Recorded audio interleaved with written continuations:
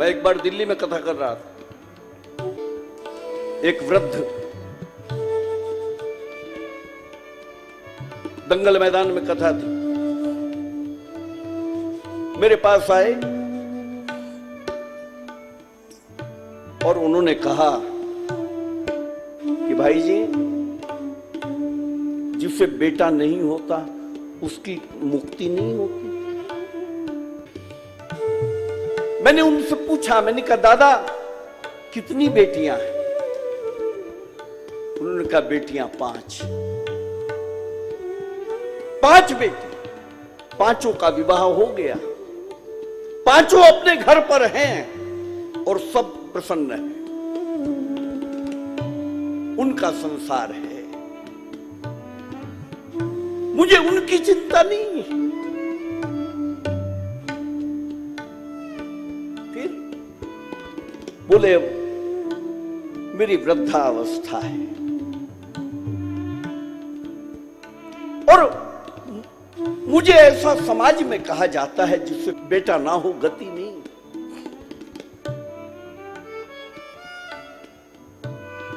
मैंने उनसे कहा, मैंने कहा गति क्या? गति का अर्थ क्या? उन्होंने कहा मुक्ति। वृद्ध को अंतिम समय की ये चिंता है साहब कि मेरी मुक्ति का क्या होगा। मैंने कहा दादा मुक्ति काहे से? काहे से मुक्ति चाहते हो? उन्होंने कहा कि ये तो मुझे भी नहीं पता, लेकिन कहते हैं मुक्ति नहीं होती, मोक्ष। बोले हां मोक्ष। मोक्ष क्या?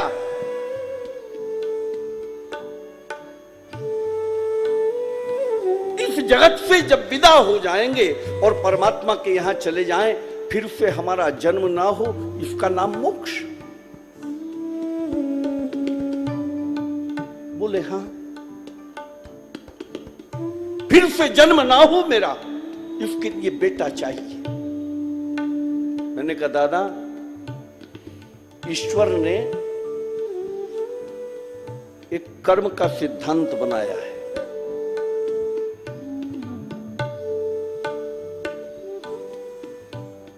आप जो भी कर्म करेंगे उसका फल आता जाएगा और कर्म से ही आपका प्रारब्ध बनता है। आप जितने भी कर्म करते हैं, चाहे वो अच्छे हैं चाहे वो खराब हैं, बुरे हैं, उन कर्मों के फल को भोगने के लिए आपको फिर से इस धरती पर आना होता है।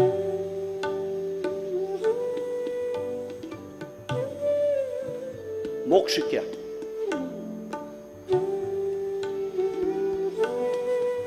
परमात्मा कर्म का सिद्धांत नहीं चूकता है,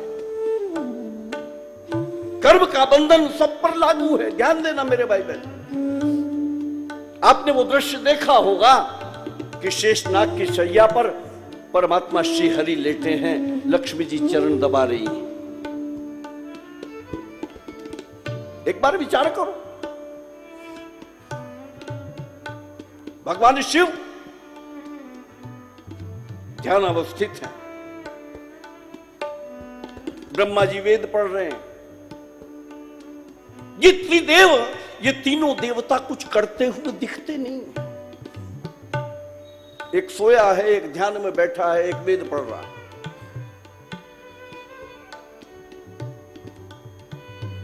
क्यों है ऐसा? ऐसा इसलिए है, उपनिषद कहता है हमारे राष्ट्र में कि ब्रह्म स्वभाव से अकर्ता होता है, ब्रह्म कुछ करता नहीं है। ब्रह्म स्वभाव से अकर्ता है साहब, वो कोई कर्म नहीं करता है,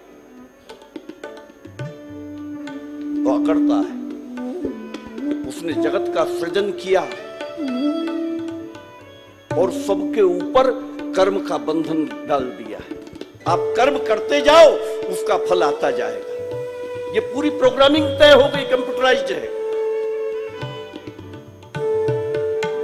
कर्म का सिद्धांत सब पर लागू है, इसलिए मेरा ठाकुर सोया है और शेष पर सोया है। साहब, शेष पर जो सोया है वो विशेष ही हो सकता है। आपकी चारपाई के नीचे छोटा सा सर्प का बच्चा आ जाए ना तो पूरा मोहल्ला नहीं सो सकता, लेकिन वो शेष पर सोया है, निश्चिंत होकर सोया। कर्म का सिद्धांत। मैंने कहा दादा, जितने भी कर्म हैं उन सब के फल को भोगने के लिए हमें बार बार आना है। हाँ, वो अहेतु कृपा हो जाए परमात्मा की कि हम कर्म के सिद्धांत से कहीं आगे चले जाएं, जहां हमारे अंतर में ना संकल्प होता हो ना विकल्प होता हो, जीवन मुक्त हो जाएं हम। इसीलिए गीता में वो कहते हैं कि लाखों में कोई एक बिरला उस स्थिति को पाता है। हमने व्यास गादियों पर बैठकर, धर्म की गादियों पर बैठकर यही कहा कि मोक्ष की कामना करो, मोक्ष की कामना करो, मोक्ष की कामना करो, मोक्ष पाओ, मोक्ष। आदमी इस जगत में रोटी, कपड़े और मकान के लिए चिंता में था, एक मोक्ष की चिंता हमने उसमें और डाली है। एक बार विचार तो करो कि जिस परमात्मा ने तुम्हारे लिए ये जगत बनाया है, इतना सुंदर जगत, और जब तुम परमात्मा से विलग हुए तब तुमने कामना नहीं की थी कि हमें अलग जाना है। परमात्मा की इच्छा से ही तुम अलग हुए थे, और जब उसकी मौज होगी, जब उसकी इच्छा होगी, तब हम उसमें ही विलीन होंगे। मोक्ष उसी की इच्छा से होगा, हमारी इच्छा से होने वाला नहीं है साहब। इस जगत में आए हो, इस जगत का उपयोग करो, इसे भोगो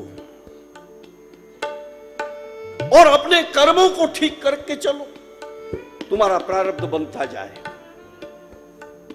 तो मैंने उनसे निवेदन किया, मैंने कहा दादा, मोक्ष का अर्थ क्या? बोले भाई जी ये मुझे नहीं पता। मोक्ष का अर्थ है कि तुम्हारे मोह का क्षय हो जाए, उसका नाम मोक्ष।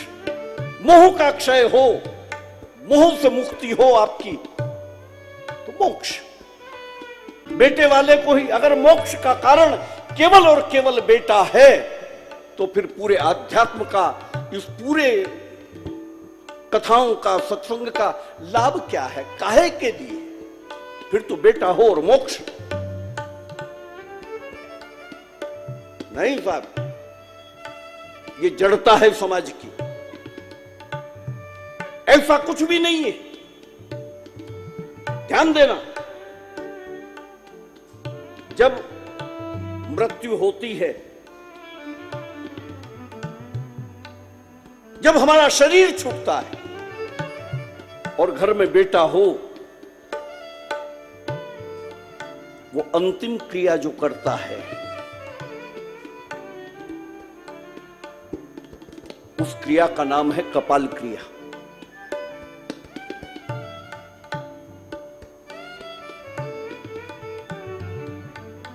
और उस कपाल क्रिया में जब शरीर चिता के अंदर रखकर भस्म खो जाता है, फिर जलकर तपकर लाल हो जाता है, तब सबसे अंतिम क्रिया जो बेटा करता है, वो एक बांस लेता है, बांस को घी में डुबाता है और उस मरे हुए पिता के जले हुए सर में उस बांस को मारता है। और वो बांस जैसे ही लगता है, यहां की हड्डी टूट जाती है और अंदर की चर्बी निकलकर बाहर गिरना शुरू हो जाती है। गरुड़ पुराण कहता है कि जो बेटा क्रिया करता है उसे रोना नहीं है, तब तक नहीं रोना है जब तक वो कपाल क्रिया ना कर दे, और कपाल क्रिया करने के बाद वो दूसरी ओर मुंह करके रोए, उस तरफ मुंह करके ना रोए। गरुड़ पुराण ऐसा कहता है कि जो मृतक है उसका अंगुष्ठ मात्र शरीर उस सारे दृश्य का दृष्टा होता है, वो उसे देखता रहता है। और ये पिता इस दृश्य को देखता है कि ये बेटा जिसके लिए पूरा जीवन में मजदूरी करता रहा, इसके लिए मैंने ये धन संग्रह किया और मेरा शरीर पूरा हो गया, शरीर जल गया, चिता में जला है। उसके बाद जले हुए पिता के सर में इसने ये बांस मारा, यहां से उसका मोह भंग होता है। और गरुड़ पुराण कहता है कि इस दृश्य को देखकर वो मृतात्मा वहां से चली जाती है। केवल और केवल इतना ही काम करता है साहब बेटा अंतिम समय में, यहां से उसका मोह क्षय हो जाता है। मैंने कहा दादा ये क्रिया करने के बाद हमें मोक्ष मिलता है या नहीं मिलता, ये तो मरने के बाद पता चलेगा।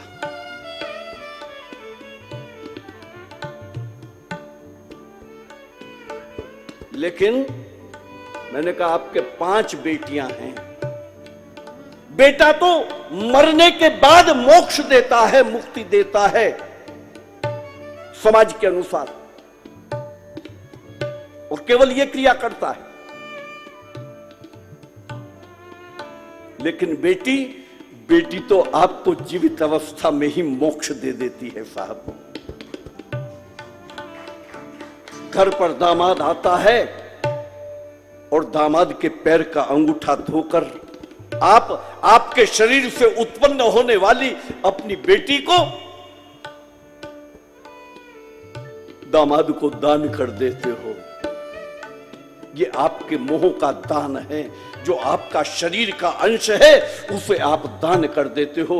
बेटी तो जीवित अवस्था में मोक्ष देती है, बेटा मरने के बाद देता है या नहीं देता ये तो मरने के बाद पता चलेगा। ये करुणा हुई समाज की कि साहब बेटियों को मार रहे हैं। विचार करो एक बार, घर में बहू लाते हो ना,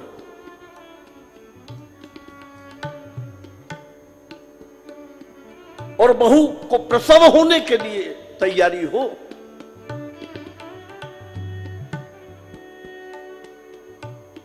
अपने आप को टटोल कर देखना सब। घर में बहू लाते हो और बहू गर्भवती हो और वो समय आने को हो तो हर व्यक्ति लेडी डॉक्टर ढूंढना शुरू कर देता है?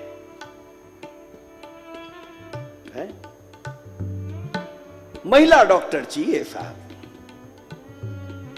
अरे बेटियों को गर्भ में मार देते हो, जब बेटियां ही नहीं होंगी तो ये बेटियां डॉक्टर बनेंगी कैसे? एक बार विचार करो।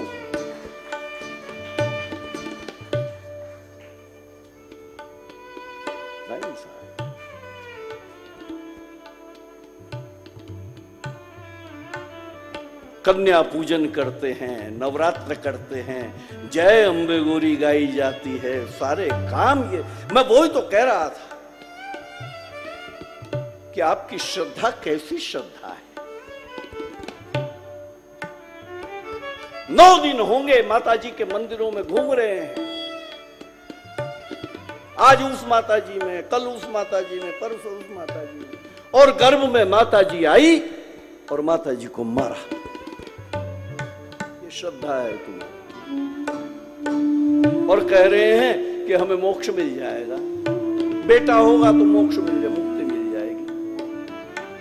अरे इन पापों के दंड को भोगने के लिए भी तुम्हें इसी धरती पर आना पड़ेगा। विचार